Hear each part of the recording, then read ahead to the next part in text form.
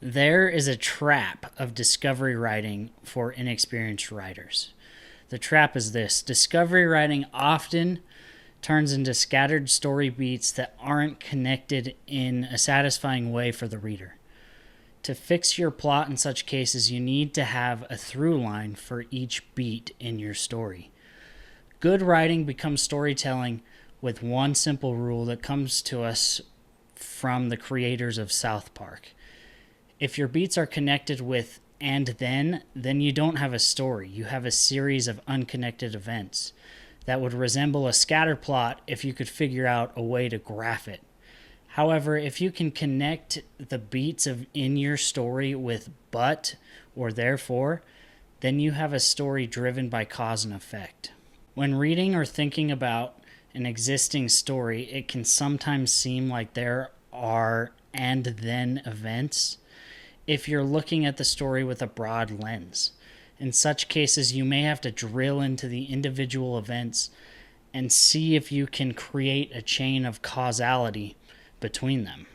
Let's look at an example. Maybe a volcano erupts and then your character survives. But if you dive deeper, you'll see that there's a lot of events that have to happen for your character to survive. If you were writing this story, then a good place to start would be to ask yourself, how would someone on the volcano survive if it erupted? What would they have to do? Let's look at Bill, the volcanologist. The volcano erupted, killing the pilot. Therefore, Bill, the volcanologist, has to fly the helicopter out. But Bill doesn't know how to fly a helicopter, therefore he crashes it. He survives, but his legs are broken and burned. Therefore, when he's saved, the doctors have to amputate his legs. Again, the macro view of the events would be the volcano erupted and Bill survived. But if you drill into the events, there is a chain of causality there. If you graphed it, all the dots would connect.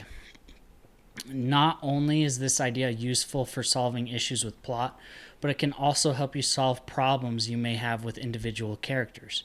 Every character arc needs therefores and buts. Plot examines the different events within a story, but character arcs examine how these events change individual characters.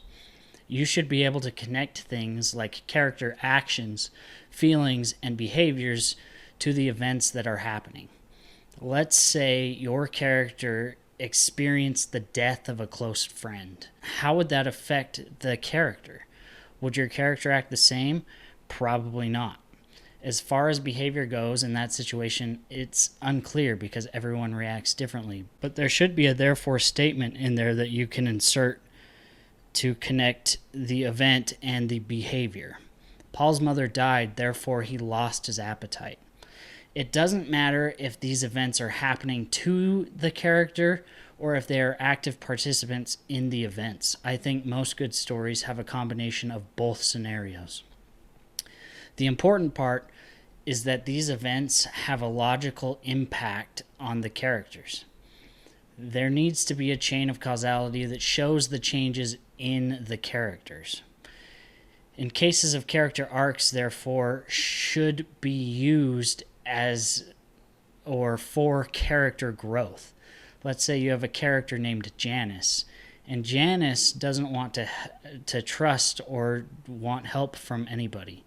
You could start with a scene where Janice refuses help and therefore fails because she tries to do everything by herself. She learns from her mistakes, though, and starts accepting help from others.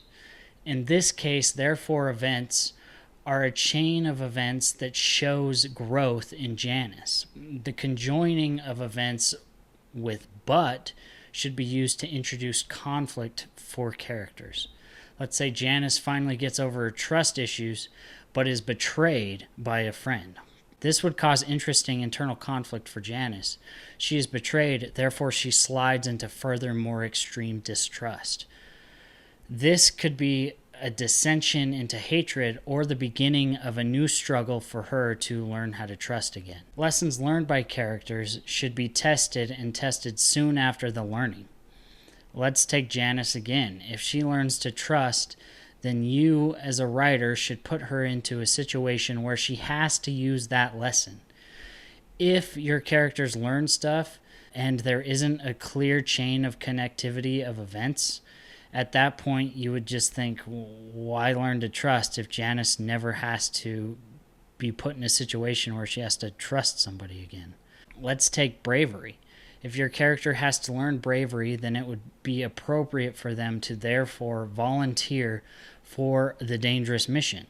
Or maybe your character is afraid, but they have no choice but to go on the dangerous mission anyway. You can even combine the two chains. Your characters learn bravery, but their bravery turns to hubris. Therefore, they volunteer for a dangerous mission, but then they fail because they are ill-prepared. No matter what happens, it's important to know that everything your character does, every decision they make, should have consequences. These consequences will drive the plot forward. Choices produce consequences. Consequences create new choices. Another important tidbit is that these consequences often matter more than the events that cause them. To know if a scene is necessary, you should think about where it fits into your chain of events. You need to look at what each scene accomplishes. If you have a scene that doesn't change anything, you might want to throw that scene out. Changes could include new information, a new goal, a new relationship, a new danger, new failure, or new success, and there's a lot more things that it could be. Cause and effect often breaks down when characters lose sight of what they want. This makes me think that character goals and desires can kind of be viewed as the glue of cause and effect. Every few scenes should remind the reader what the characters want and highlight how their wants and desires are getting harder. This is a natural way to push your plot and characters forward. Is there room for coincidence in a story? Going back to therefore, but, and then causality, I would say that coincidences fit more into the and then bucket than the therefore, but bucket. I think it would be wise to cut coincidences from your story after the beginning. Coincidences can start a story, but they cannot carry one. When you're done with your story and you're about to start your second draft, it might be wise to reverse outline what you've written in your first draft. Go through your story one chapter or scene at a time and write a sentence that describes that scene. If you can trace each scene back to something previous in your story, then you're doing pretty good. You have a chain of causality that establishes a nice graph rather than a scattered plot. If you enjoyed the video, hit the like and consider subscribing for future writing videos. Thanks.